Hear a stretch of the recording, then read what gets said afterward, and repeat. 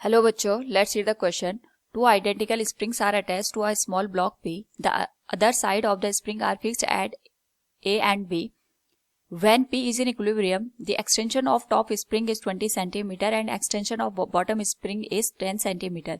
The period of small vertical oscillation of P about its equilibrium position is UG equals 9.8 meter per second square. Here we have given 4 options with a diagram. Now to answer this question, first we will discuss here the key concept, and here the key concept will be given as time period of the spring block combination. It is given as T equals 2 pi into square root of given mass divided by spring constant. यानी हमारे पास यहाँ पे अगर कोई system इस तरीके से है जहाँ पे एक ब्लॉक गिवन है और इस ब्लॉक का जो कनेक्शन है वो हमने किसी स्प्रिंग के साथ यहाँ पे बना रखा है, जिसके रिस्पेक्ट में हमारे पास यहाँ पे अगर हम ऑसिलेशन प्रोड्यूस करते हैं तो जो स्प्रिंग और ब्लॉक मास हमारे पास यहाँ पे गिवन कंडीशन में दिया गया है उसका जो ऑसिलेशन होगा, उसका जो टाइम पीरियड होगा, एक तो डिपेंड करेगा जो ब्लॉक है उसका मास कितना है, दूसरा जो स्प्रिंग हमने यूज किया इसका स्प्रिंग कांस्टेंट कितना गिवन है. क्वेश्चन के अकॉर्डिंग हमारे पास यहाँ पे 2 स्प्रिंग कनेक्टेड है, दोनों के जो एंड है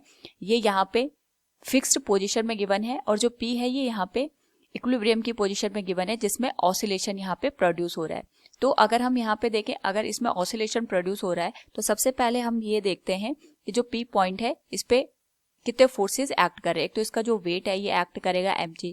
दूसरा यहाँ पे क्वेश्चन के अकॉर्डिंग जब P इक्विलिब्रियम की कंडीशन में है तो जो टॉप स्प्रिंग है इसमें 20 सेंटीमीटर का एक्सटेंशन हमें देखने को मिल रहा है और जो B है इसमें हमें 10 सेंटीमीटर का एक्सटेंशन देखने को मिल रहा है.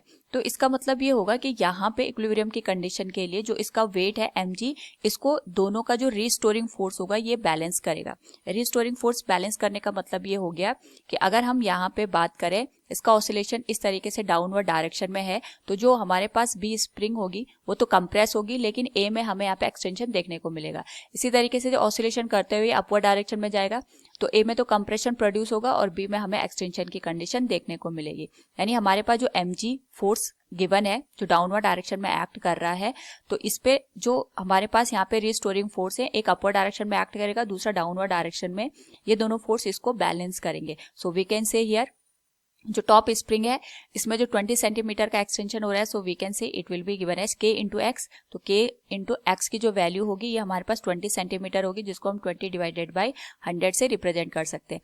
और जो हमारे पास दूसरा स्प्रिंग है इसके लिए जो रिस्टोरिंग फोर्स की वैल्यू होगी जस्ट इसके अपोजिट होगी जिसको हम लिख सकते हैं 10/100.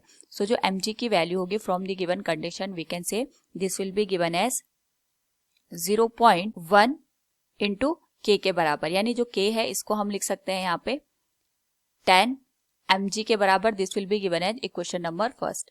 नाउ गिवन क्वेश्चन के अकॉर्डिंग अगर हम बात करें हमें यहाँ पे ऑसिलेशन का टाइम पीरियड फाइंड आउट करना है तो टाइम पीरियड फाइंड आउट करने के लिए जो t की वैल्यू होगी that will be given as 2 pi into square root of given mass divided by जितने भी स्प्रिंग होते हैं हम उसका इक्विवेलेंट लेते हैं. अगर एक ही स्प्रिंग है तो एक ही k का यूज करेंगे. गिवन स्प्रिंग सीरीज में कनेक्ट है या पैरेलल में उसका हम यहाँ पे टोटल इफेक्ट लिखेंगे. So it will be given as 2 pi into जो मास होगा इसको हम एज इट इज लिखेंगे. ये जो मास है ये P जो हमारे पास ब्लॉक गिवन है उसका मास आएगा. और यहाँ पे अगर हम K की बात करें 2 स्प्रिंग हमारे पास कनेक्टेड है, दोनों का जो कनेक्शन है वो सीरीज में है, क्योंकि अगर हम देखें तो दोनों के लिए जो फिक्स पॉइंट है वो डिफरेंट पॉइंट पे है और जो ब्लॉक है इसके थ्रू यहाँ पे जो दोनों स्प्रिंग है वो कनेक्ट है. यानी हम कह सकते हैं एक तरीके से जो स्प्रिंग का कनेक्शन बन रहा है वो सीरीज कनेक्शन बन रहा है. So we can say that will be given as 2 times of the k की जो वैल्यू आएगी that will be 10 into mg. m से हम कैंसिल हो जाएगा. So it will become 2 pi into square root of this will become 1 divided by 2 into 10 into g की जो value होगी दैट विल बिकम 9.8. तो यहाँ से हमारे पास जो t की वैल्यू आएगी that will become 2 pi into square root of 1 divided by 98 into 2 के बराबर. सॉल्व करने पे this value will become t equals 2 pi into this will become 1/49 into 4. तो वैल्यू आ जाएगी हमारे पास यहाँ पे 2 पाई डिवाइडेड बाई 7 इंटू 2 के बराबर. 2 से 2 कैंसिल हो जाएगा. This will become π/7 second. यानी हमारे पास जो गिवन सिस्टम है इसका जो टाइम पीरियड होगा that will be π/7 second. So from the given question we can say here option B will be the right answer. Hope all you understood it. Thank you and best of luck.